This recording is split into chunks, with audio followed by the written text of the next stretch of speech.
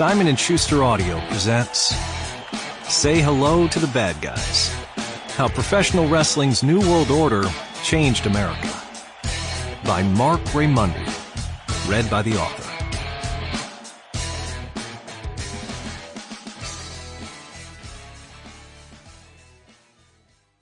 The world is fake, and wrestling is real.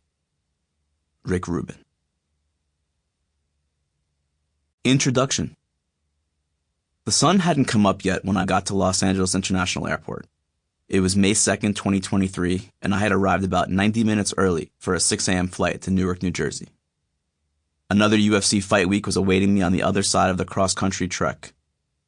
I had already been covering combat sports for a decade, and sometimes, in that fast-moving world, it feels like a decade can go by in a month. So I was already tired. I checked in my bag, walked through the TSA pre-check line to security, and put my backpack and belongings on the conveyor belt. As I passed through the metal detector, I could hear the TSA agent humming a familiar, twangy tune. I looked down, and I realized I was wearing a black hoodie with the white New World Order logo on the chest. The agent was, evidently, giving me my own entrance music to Terminal 4, the NWO theme. On the other side of the metal detector, he flashed me the signature NWO Wolfpack hand gesture, and I reciprocated. No words were exchanged, none were needed.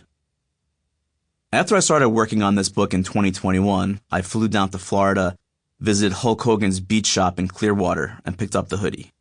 I wore it on just about every work trip I made thereafter for the next few years. More than half the time, someone either commented on it or flashed the Wolfpack sign. One time, in Toronto, a gentleman waiting for his bags pulled up his sweater and showed me a giant tattoo of WWE legend Shawn Michaels on his ribcage. Millions of wrestling fans are walking among us, even if we don't realize it. Some of them stopped watching at a certain age, but it still left an indelible impact on them from their childhood. Enough of one, in some cases, to permanently put a reference to it on their bodies. I moved to Atlanta in 2024 to cover the NFL's Falcons for ESPN. While getting a haircut in my new neighborhood, I struck up a conversation with the barbers, which inevitably led to the topic of pro wrestling. One of them pivoted his leg to show me a tattoo on his calf. It was the NWO Wolfpack hand gesture accompanied with the words, "Too sweet." It's everywhere if your antennas are up to receive it. All these occurrences only underscored to me how important this book would be to many, not to mention how significant it could be to those who haven't quite understood just how much professional wrestling has penetrated the American psyche. I couldn't help but laugh when, Sample complete. Ready to continue?